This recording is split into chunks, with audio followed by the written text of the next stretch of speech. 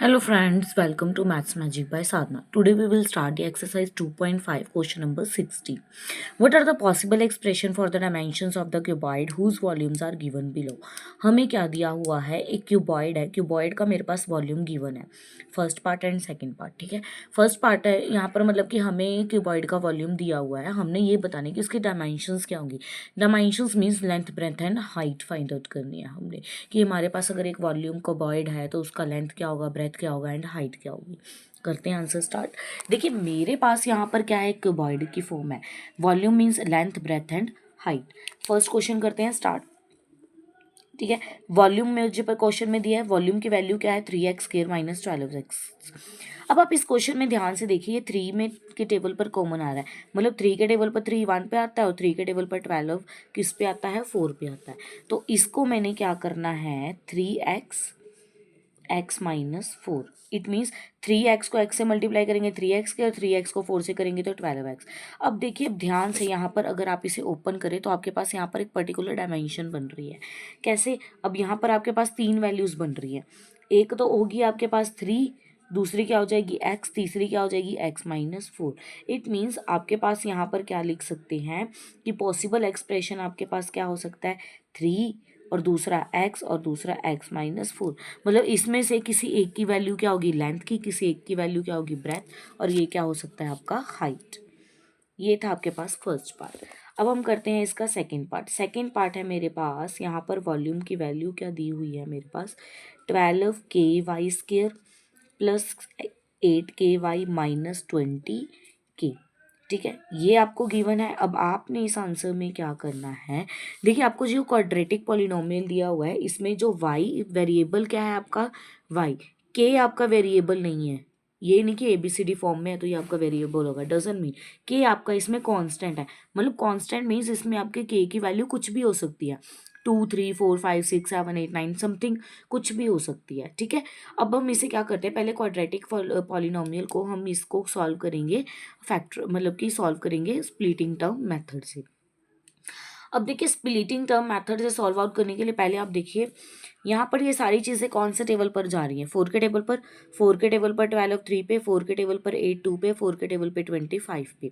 ठीक है, तो मैं सबसे पहले क्या करूँगी, यहाँ पर 4k को मैंने क्या ले लिया, कॉमन ले लिया. ठीक है, उसके बाद मैंने क्या किया, 4 के टेबल पर 12 किस पे जाता था, 3 पे. ठीक है, 4 के टेबल पर 8 किस पे जाता है, 2 पे. और उसके बाद मेरे पास 20 किस पे जाता है आपका, 5 पे. के क्यों नहीं लिखा, क्योंकि देखिए स्क्वायर करेंगे तो ऑब्वियसली वो वैल्यू के को मैंने क्या निकाल लिया, कॉमन निकाल लिया. सिंपल आप यही सोच लीजिए. यहाँ पर क्यों नहीं निकाला, क्योंकि के तभी स्क्वायर में फॉर्म में आएगा ना. अब आप क्या लिखेंगे, 4k. अब इसको मैंने क्या करना है, स्प्लिटिंग टर्म मेथड में सॉल्व आउट करना है.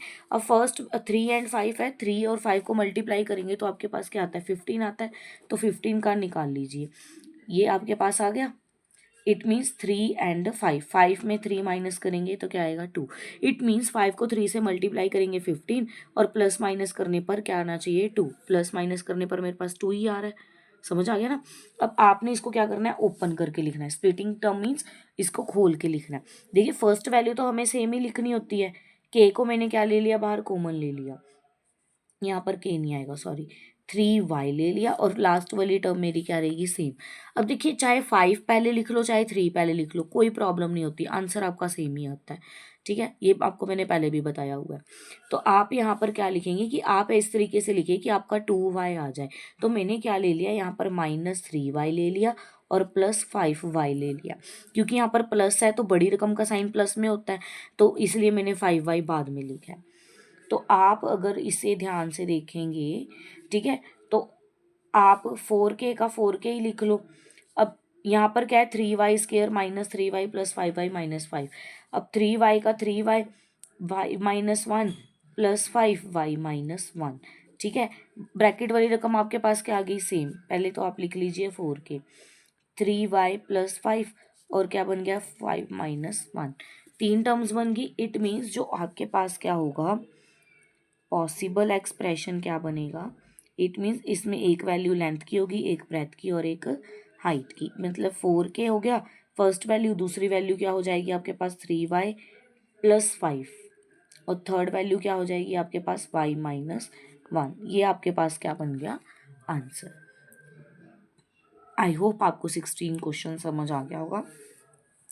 अगर आपने कोई भी और चैप्टर समझना है या फिर और चैप्टर्स की वीडियोस देखने के लिए अभी तक हमारे चैनल को सब्सक्राइब नहीं किया तो सब्सक्राइब करें, ज़्यादा से ज़्यादा लाइक कमेंट एंड शेयर भी ज़रूर करें। Thank you and have a nice day.